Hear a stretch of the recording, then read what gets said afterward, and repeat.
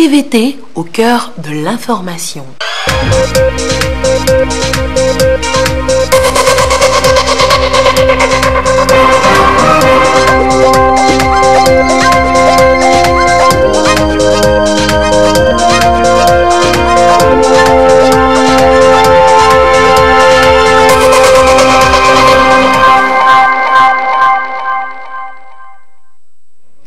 Il est l'heure du journal sur la télévision première. Madame, Monsieur, bonsoir et voici les titres de cette édition.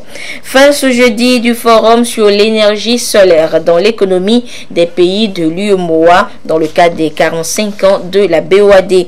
Pour la circonstance, le Premier ministre Commissaire Lom Klassou a lu une adresse du chef de l'État, Faure Sozimna Nyazingbe, qui insiste sur l'importance des énergies renouvelables dans l'économie de nos pays en développement. Nous l'écouterons dans ce journal. Et puis l'aéroport international Nyazingbe et Yadema a vécu un remue-ménage inhabituel ce jeudi. Un exercice grandeur nature de réaction des acteurs de l'aéroport en cas de crise y a été organisé. Les détails dans cette édition. Voilà pour les titres. D'abord, les échos de la présidence de la République, où le chef de l'État, Faure Sozimna Nyazingbe, a reçu ce matin une délégation du Fonds africain de garantie pour les petites et moyennes entreprises.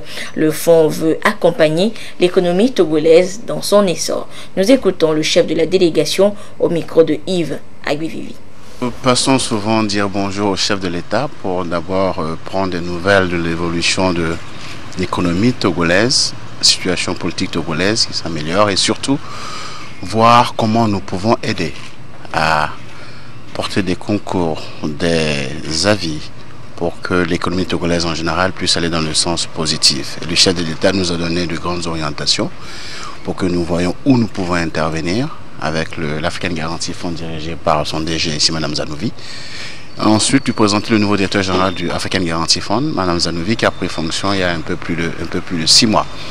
Et donc c'était pour voir avec lui les voies et moyens pour qu'on puisse être beaucoup plus utile à l'économie togolaise. Au forum marquant le 45e anniversaire de la Banque ouest-africaine de développement BOAD, le chef du gouvernement, Commissaire Lom Klassou, a eu ce jour une adresse spéciale à l'assistance au nom du chef de l'État, Faure Sozimna Nyazingbe. Cette intervention a été axée essentiellement sur les défis à relever pour une accélération de la transition énergétique et la nécessité pour les 8 États membres de l'UEMOA d'investir dans des projets de promotion des énergies renouvelables, notamment le solaire. Le chef du gouvernement est revenu sur les grandes lignes de la politique nationale d'électrification du Togo. L'essentiel de cette adresse avec Prudence Zissou. Les défis de l'accélération de la transition énergétique en Afrique de l'Ouest ont mobilisé les attentions à ce forum marquant le 45e anniversaire de la BOAD à Lomé. L'institution qui a financé à 45 ans les projets de développement dans les 8 États membres de l'UEMOA entend mobiliser d'importantes ressources pour faire décoller le solaire en Afrique de l'Ouest.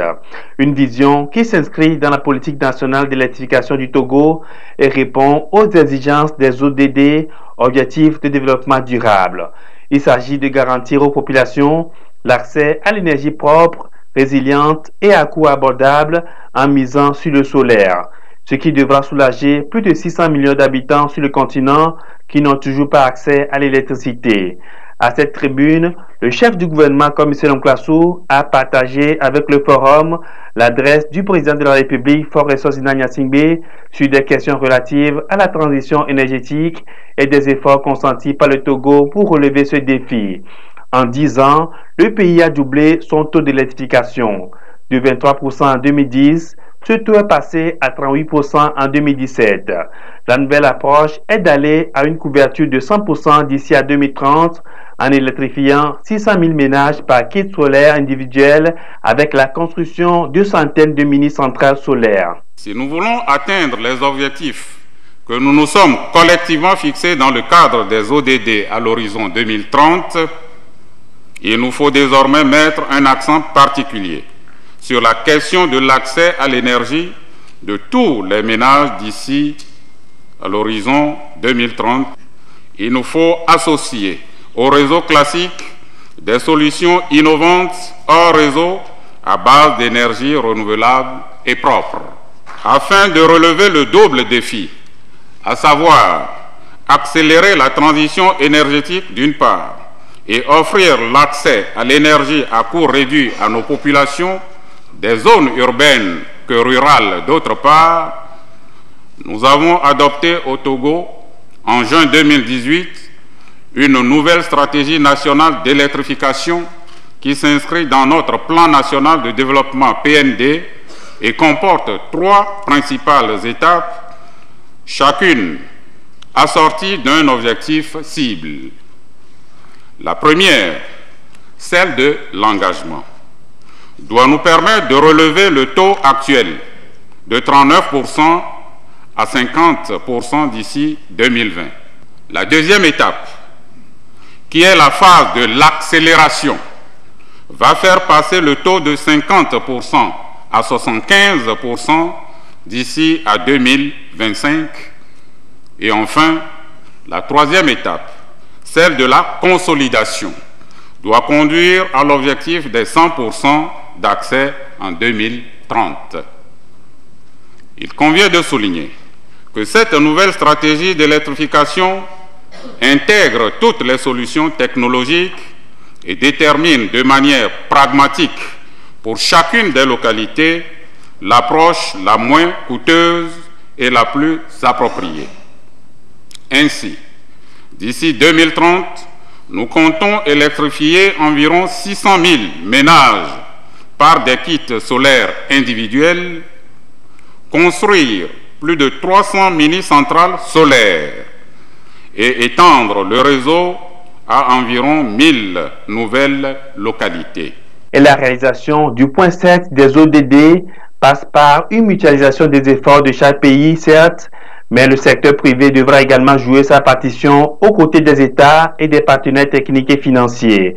La nouvelle stratégie d'électrification du Togo a déjà balisé la voie à ce processus.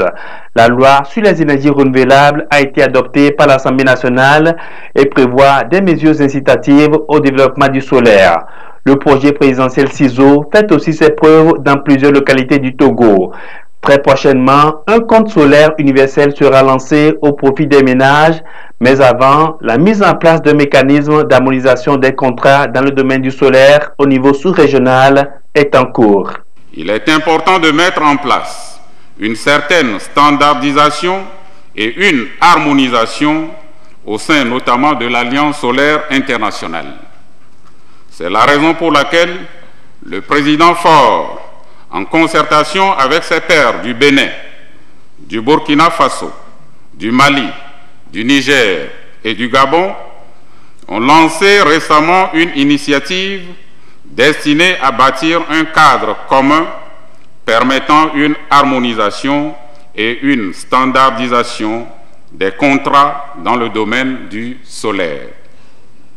Cette initiative, qui prospère au sein de l'Alliance solaire internationale, a vocation à aboutir à un traité international qui aidera à simplifier le financement des projets relatifs à l'énergie solaire. Bien entendu, tous les pays volontaires seront les bienvenus. Ce traité aidera à mieux mobiliser les outils de garantie nécessaires à la réalisation des projets solaires, aussi bien pour les gros projets que pour les ménages. En effet, l'implication du privé dans la réalisation de l'électrification demande que nous puissions mettre en place des mécanismes d'accompagnement des plus pauvres. C'est la raison pour laquelle, dans les semaines à venir, le Togo se propose de lancer un compte solaire universel qui permettra d'offrir un appui à chaque ménage s'équipant d'une installation solaire, notamment dans les zones rurales les plus défavorisées. C'est une approche incontournable pour l'approvisionnement et la pérennité énergétique dans les zones vulnérables. Le partenariat public-privé, nous le testons depuis plusieurs mois déjà avec B-Box Togo dans le cadre de l'initiative présidentielle CISO. ciseaux en langue locale qui veut dire allumer. Et les résultats sont concluants et très prometteurs. En effet, lancée en décembre 2017, l'initiative présidentielle ciseaux a déjà permis d'électrifier à ce jour plus de 35 000 Togolais. L'entrée de la société Électricité de France, EDF, dans le capital de B-Box Togo est la preuve de la viabilité de ce marché. Le chef du gouvernement a en outre félicité la BOAD pour cette initiative visant à développer des systèmes d'énergie innovants basés sur la mobilisation des ressources en faveur du climat et la promotion du solaire. Il reste convaincu que l'accès à l'énergie pour tous et le développement durable et résilient sont des défis à relever grâce à un engagement collectif et à une synergie d'action. Et parlons justement du forum du 45e anniversaire de la BOAD sur l'énergie solaire dans l'économie des pays de l'UEMOA. L'institution financière a organisé des concours de photographie sur des projets et des start-up en énergie renouvelable. Et c'est un Togolais qui remporte le premier prix du concours de start-up en énergie renouvelable grâce à son projet de groupe électro-solaire. Et c'était toujours en présence du Premier ministre comme ici l'homme classique. Le compte rendu avec Luc Assis.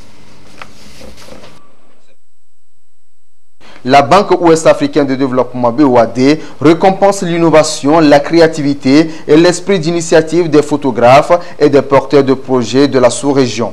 Des concours dotés de prix qui interviennent à l'occasion des 45 ans d'existence de l'institution financière.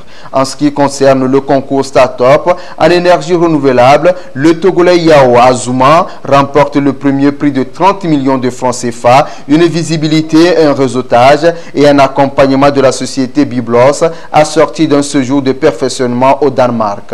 Prix qui lui a été remis en présence du Premier ministre, comme Iselom Klassou. C'est son projet de groupe électrosolaire qui lui a valu la première place. Nous nous sommes inspirés de la téléphonie mobile, qui au départ, en fait, était aussi des systèmes centralisés, réseautés, c'est-à-dire qu'on fait le réseau filaire pour donner de la téléphonie aux gens. Puis après, on a fait un saut technologique au niveau de la téléphonie pour qu'on ait aujourd'hui des téléphonies mobiles qui a désenclavé toutes les régions de nos continents ou de nos pays. Nous nous sommes inspirés de ce modèle pour concevoir des systèmes que nous appelons des groupes électrosolaires qui sont à mi-chemin des kits solaires classiques et des mini-centrales qui sont onéreux pour les bénéficiaires finaux. Et donc, nous avons conçu ces systèmes solaires autonomes, mobiles, qui sont multiservices, c'est-à-dire qui peuvent être utilisés pour des applications à la fois rurales comme urbaines, par exemple comme des systèmes backup solaire anti-délestage. Et dans le milieu rural, on peut l'utiliser dans le milieu d'irrigation, les transformations agroalimentaires et tout ce qui est processus n'est-ce pas, agricole qui a besoin de l'énergie et les ménages ruraux. Ce projet revêt un intérêt pour les populations au regard de sa conception et des avantages qu'il offre. L'avantage déjà, c'est que vous avez une expertise locale, vous avez une stratégie commerciale qui est excessivement innovante parce qu'elle est accessible à tous les coûts, c'est-à-dire que le client aura 4 ans pour payer son système, il fera une mise de départ de 20%, le reste est échelonné sur 4 ans. Et la grande innovation là-dedans, c'est qu'après la garantie de 4 ans, nous n'abandonnons pas le client.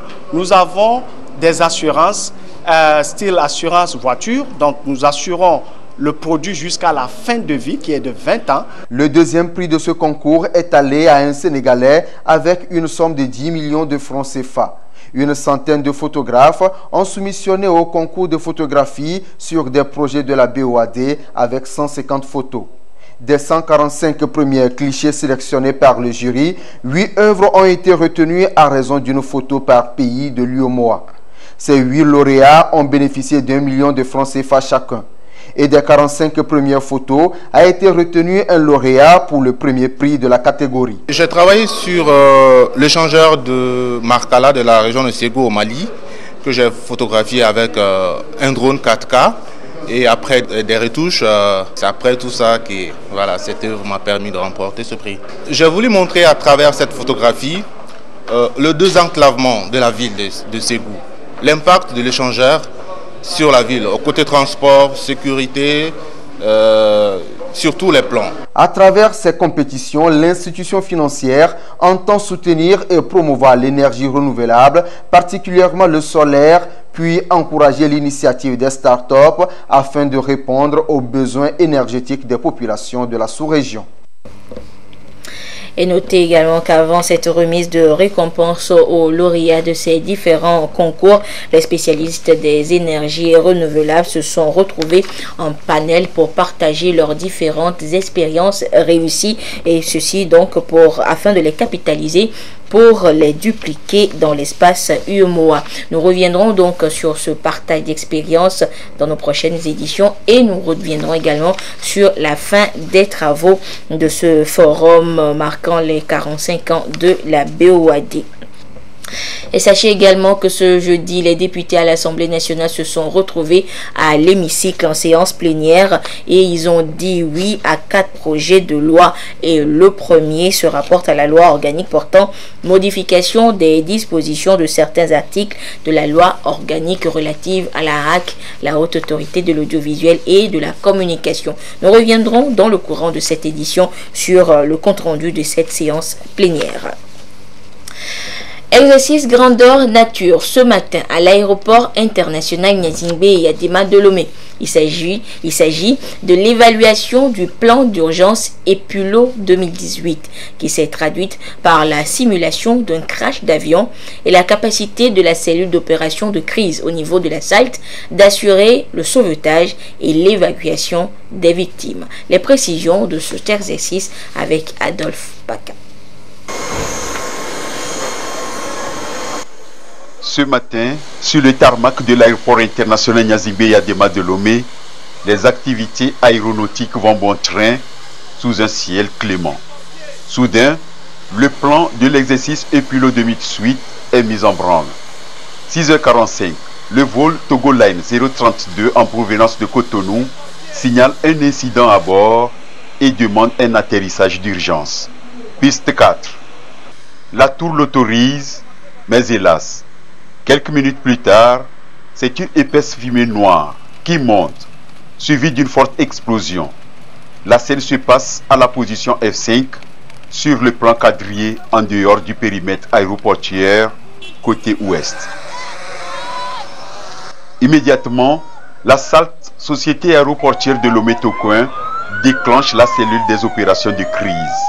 En un laps de temps, tous les services de sauvetage sont au chevet des victimes.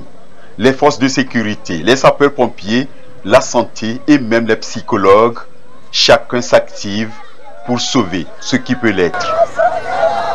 Une situation d'urgence qui a mobilisé en un temps record tous les services de sauvetage censés intervenir en temps de crise. Au total, 50 victimes, dont une femme enceinte sortie de cette situation de détresse. Renforcer les capacités du personnel et prendre ainsi de l'avance sur l'avenir par de pareils exercices, c'est une recommandation de l'OACI, Organisation de l'aviation civile internationale. Cet exercice avait pour but de voir dans quelle mesure, s'il y avait un crash à l'aéroport ici, comment on peut sauver les vies humaines en minimisant les pertes. C'est-à-dire, nous devons avoir un plan d'urgence qui a prévu tout. Comment on va sécuriser le lieu, comment les sapeurs-pompiers vont venir éteindre le feu, comment nous allons évacuer les gens par les ambulances, quels sont les centres médicaux avec lesquels on est partenaire qui doivent accueillir les blessés, comment on peut déployer un PMA, le poste médical avancé, pour trier rapidement les blessés graves, les blessés légers et ensuite s'occuper des morts. Pour cette simulation, il est prévu 9 morts. Dans l'enceinte de l'aérogare, les familles sont déjà alertées. Les membres sont inconsolables, exactement comme ce qui se passe en temps réel, quand bien même personne ne le souhaite. Nous faisons ces exercices pour ne pas avoir à les appliquer. Notre souhait, ce n'est pas pour se préparer pour un accident. Vous connaissez, moi, mon leitmotiv, c'est 0 risque d'accident d'avion et 0 accident. Mais aucun État à l'abri d'un accident. Quand vous avez le personnel formé, entraîné, qui maintient la compétence, qui sait ce qu'il faut faire pour sauver les vies humaines. On sait qu'on est préparé, on est fin prêt. Nous ne le souhaitons pas. Ça veut dire que si jamais ça arrivait, nous avons de quoi sauver les vies humaines. C'est ça que Loisir prône. Et nous sommes dans cette logique. Pendant ce temps, les avions continuent leur navette sur les pistes. C'est tout ce dynamisme dans la gestion au quotidien qui met en confiance l'aéroport international Gnassingbé Eyadema de Lomé avec ses différentes compagnies. Journée portes ouvertes et administration rapide de proximité à l'intérieur du pays. Le ministère de la Sécurité et de la Protection civile est dans la région centrale pour délivrer des cartes nationales d'identité aux citoyens n'en disposant pas. Et le lancement des opérations s'est déroulé à Sokodé. Depuis Sokodé, la correspondance de Lamarck Boujona. Depuis 2010, des journées administration rapide de proximité sont organisées par le ministère de la fonction publique, du travail et de la réforme administrative en collaboration avec d'autres ministères offrant des services au public. Pour cette année 2018, ce sont les régions maritimes et centrales qui sont bénéficiaires de ces journées administration rapide de proximité. Après le ministère de la Justice la semaine dernière qui a axé ses opérations à la délivrance des jugements supplétifs et des certificats de nationalité, c'est au tour du ministère de la Sécurité et de la Protection civile d'apporter ses services au public de la région centrale. Chaque préfecture aujourd'hui a l'unité de collecte de données pour la carte nationale d'identité. Mais ça ne suffit pas. Il y a les gens qui doivent faire 45 km, 50 km avant de venir en ville pour faire la carte. Cette journée nous permet de quitter nos administrations, nos bureaux habituels pour aller vers ces populations pour pouvoir leur délivrer la carte dont ils ont besoin pour les petits déplacements au-delà de la frontière du Togo. Donc l'objectif, c'est de rapprocher l'administration des administrés, quel que soit le lieu où se trouve l'administré. Le hameau le plus reculé doit pouvoir aujourd'hui bénéficier de cette opération. Désengorger les dossiers en souffrance dans les administrations, rapprocher l'administration de l'usager et améliorer les rapports entre l'administration publique et les citoyens sont autant d'objectifs poursuivis par cette opération de délivrance de cartes nationales d'identité. Nous allons remercier le gouvernement pour avoir rapprocher l'administration de l'administré. Nous avons gongonné pour que les gens viennent se faire établir. Donc, un national qui a sa carte nationale, cela va de soi. Donc, nous remercions le chef de l'État, nous remercions tous les ministères qui ont contribué à ce que nous bénéficions de l'établissement de cartes d'identité sur place. Environ 4500 cartes nationales d'identité seront délivrées, dont 3000 pour les jeunes et 1500 pour les femmes. En lançant officiellement cette opération dans la région centrale, le commissaire divisionnaire Vondolu Kodjo Djidjonou, représentant le ministre de la Sécurité, a remercié les partenaires techniques et financiers, notamment le PNUD, pour leur soutien multiforme. L'Agence nationale de promotion et de garantie de financement des petites et moyennes entreprises a tenu hier à Lomé sa traditionnelle rencontre avec les jeunes entrepreneurs togolais. Pour cette séance du mercredi de l'entrepreneur, la planification était au cœur des débats. La planification est perçue ici comme un exercice essentiel dans le développement des entreprises. Les comptes rendus est l'essentiel avec Tabita Akako. Le mercredi de l'entrepreneur de ce 14 novembre 2018 est essentiellement axé sur les mécanismes nécessaires pour mettre en place son entreprise. La thématique est d'autant plus intéressante que ces entrepreneurs venus de tous les horizons n'ont voulu rien manquer de ce rendez-vous. Ici, ils reçoivent les secrets pour une bonne planification de leur activité économique. Planifier, c'est imaginer l'avenir. Quand vous imaginez l'avenir, il faut traduire cette idée-là en un acte, en une tâche, en une activité. C'est pourquoi à la fin de l'année, vous pouvez dire que j'ai réalisé 90% de mes objectifs. La planification est donc un outil de contrôle et de mesure, un outil de gouvernance. À À travers cette plateforme, l'Agence nationale de promotion et de garantie de financement de petites et moyennes entreprises, ANPGF, entend apporter une plus-value aux entrepreneurs togolais en termes de formation.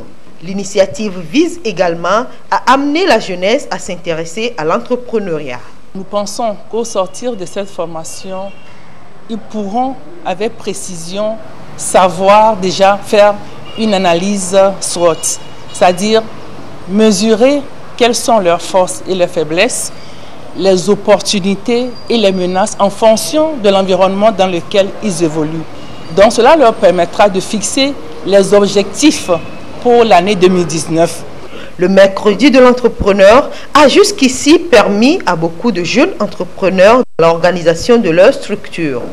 Les prochaines éditions s'annoncent encore plus prometteuses pour les outils des dispositions nécessaires à l'éclosion de leur entreprise. Plaisir de nous retrouver. 2018 tire à sa fin et bientôt on fera face au budget de l'État pour 2019.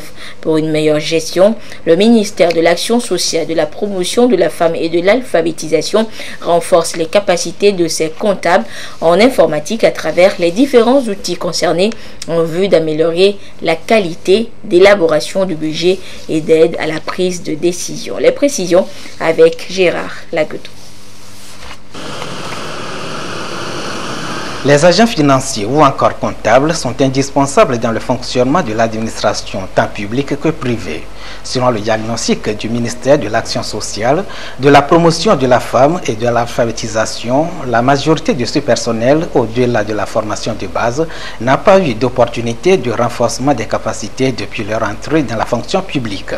Ici à Thévié, dans la préfecture du Zio, cette tranche du personnel du ministère en charge de l'Action sociale s'approprie les techniques d'élaboration du budget de l'État et les différents outils concernés. Donc, nous aurons à développer d'abord des notions préliminaires relatives à l'élaboration du budget, la manière dont le budget de l'État s'élabore, c'est-à-dire depuis, il y a des outils, par exemple la lettre de cadrage, ce que c'est, et puis la lettre circulaire, ce que c'est, et maintenant les éléments fondamentaux que compose cette lettre de cadrage et cette lettre circulaire. Et puis naturellement, aller vers des cas pratiques qui permettront surtout aux comptables, puisque c'est eux qui sont les premiers acteurs, qui va leur permettre de pouvoir approfondir cette technique de calcul.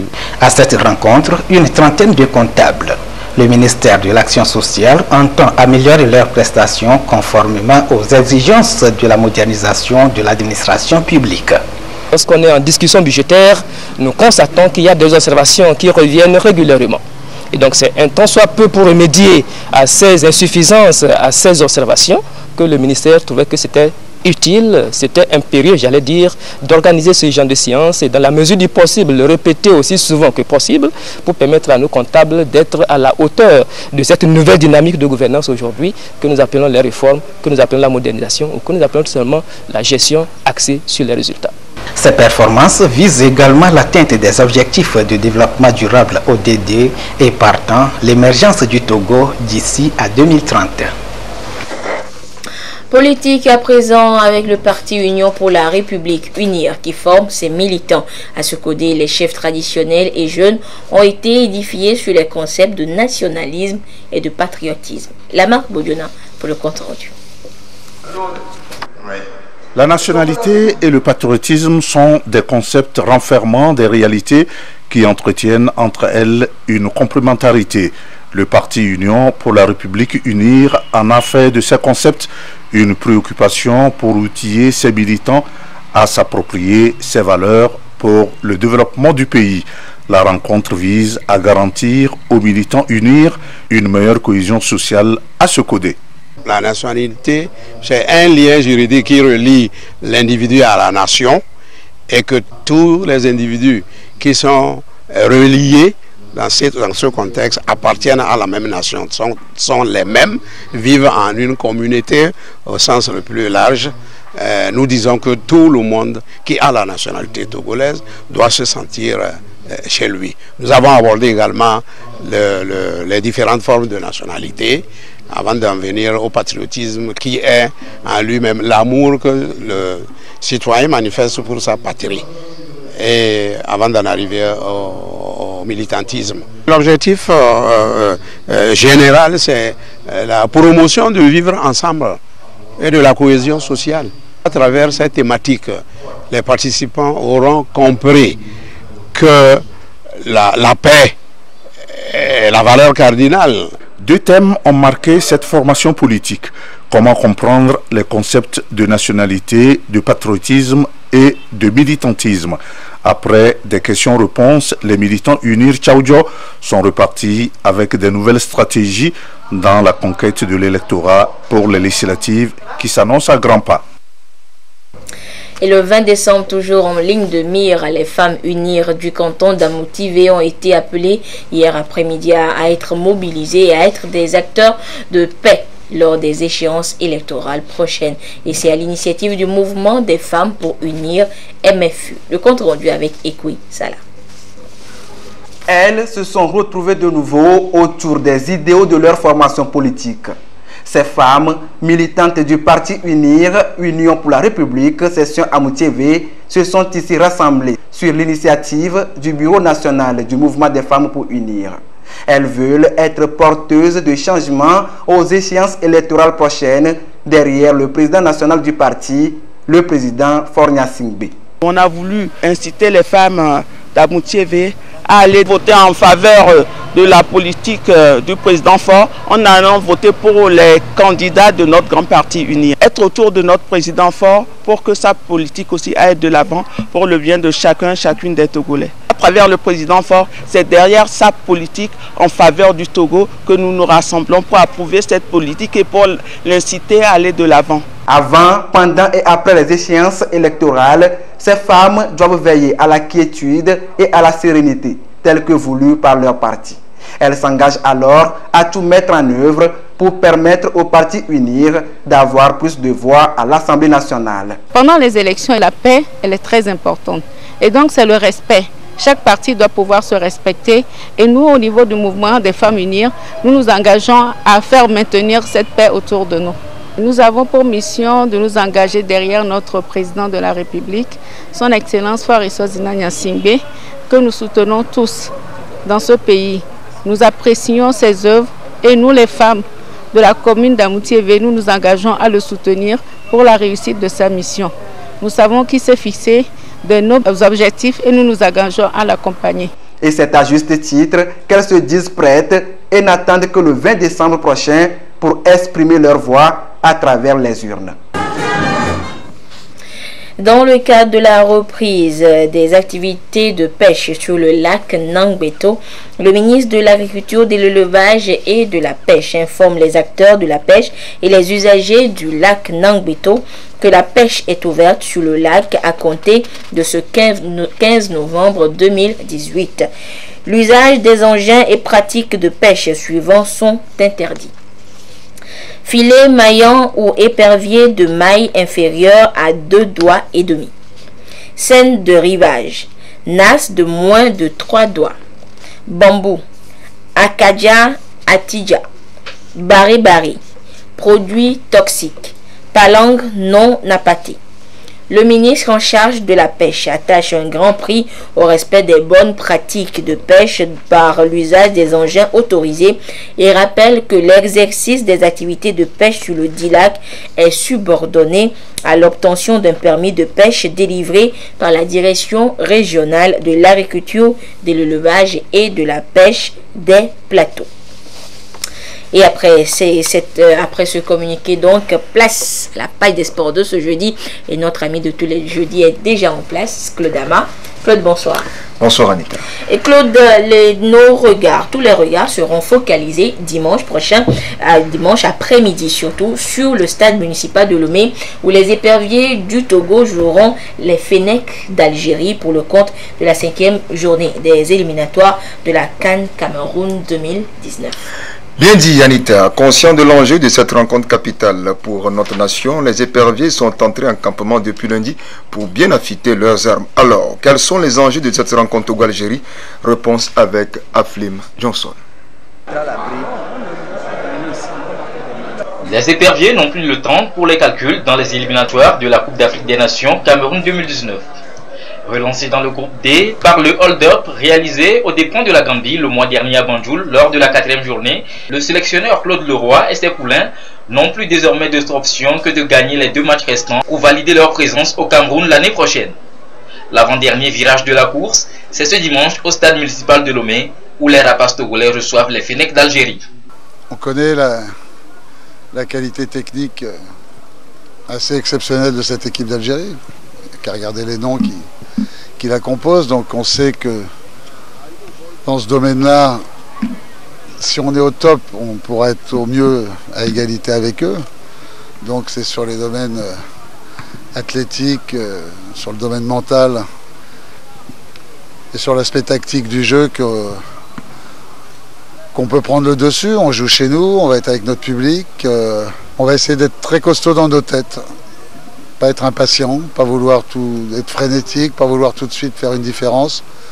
Je pense que le temps jouera pour nous. Il va falloir qu'on soit très présent, dans un pressing, harcèlement, en défendant, en avançant, mais en mettant beaucoup de mouvements dès qu'on a le ballon. Le duel Togo-Algérie comptant pour l'acte 5 des rencontres qualificatives pour la CAN 2019, c'est un match à enjeux multiples pour les éperviers. En 2 sorties à domicile, la sélection togolaise n'a pas enregistré la moindre victoire. Le capitaine Emmanuel Cheyi Adebayor, qui effectue son retour au sein du nid, et ses coéquipiers ont donc l'obligation de prendre les 3 points.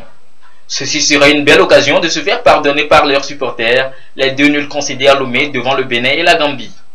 En plus, une victoire pourrait permettre au Togo de prendre les commandes du groupe au cas où le Bénin ne l'emportait pas face à la Gambie.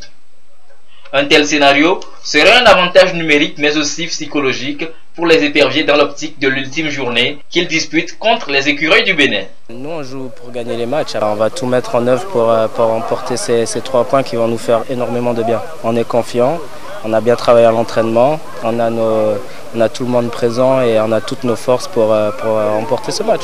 Le classement du groupe D avant ce choc que d'aucuns voient comme une demi-finale place le Togo dans une posture de 3e larron avec 5 points plus 0 à la différence de but, derrière le Bénin 2e, 7 points plus 0 et l'Algérie 7 points moins 1. La Gambie ferme la marche, 2 points moins 1. Claude, tous donc au stade dimanche prochain pour soutenir les éperviers. Ah, bien dit, j'espère que tu seras. J'y serai. Et Claude, après le football, place au rugby avec le match amical France-Argentine prévu samedi en France. C'est dans l'optique de bien préparer la Coupe du Monde de rugby Japon 2019 que le 15 de France multiplie les matchs amicaux. Après avoir courbé les Chines face aux Springboks de l'Afrique du Sud 26-29 samedi dernier, le 15 de France va-t-il pouvoir battre les Pumas de l'Argentine samedi? Réponse à travers ce sujet. Est affamé de victoires. En 2018, le bilan est identique à celui de l'équipe de France. Il est donc inquiétant, 2 succès en 10 matchs. Alors avant de crier famine, les Pumas aiguisent leur croc et se préparent à traquer une proie tricolore blessée, mais toujours aussi imprévisible. Ils ne sont pas venus le dernier match à la dernière minute, donc il va être un match dur, un match physique, et pour nous c'est un match très important aussi. Important parce que cette rencontre apparaît comme une répétition. Avant la Coupe du Monde au Japon en septembre prochain, les 2 sélections sont dans le même groupe, auquel il faut ajouter l'Angleterre, 3 grandes nations, pour 2 places. Pour nous, c'est un match de préparation pour la Coupe du Monde. Pour moi, l'équipe qui gagne ce week-end va gagner le Japon. Avec 10 victoires en 16 matchs face aux Bleus depuis 2000, l'Argentine veut se rassurer et en profiter, pourquoi pas, pour plonger l'équipe de France un peu plus dans le doute à quelques mois de la Coupe du Monde. Et Claude, une dernière information. Ainsi prend fin la Page des Sports d'aujourd'hui. Samedi, Jean Kofi Dédié et moi serons au rendez-vous de sport et détente. Merci beaucoup Claude et on se retrouvera jeudi prochain. Merci de votre fidélité à la télévision togolaise. Ainsi se referme cette édition. Merci à tous ceux qui nous ont suivis, notamment du côté de Gando à Mango. Bonsoir.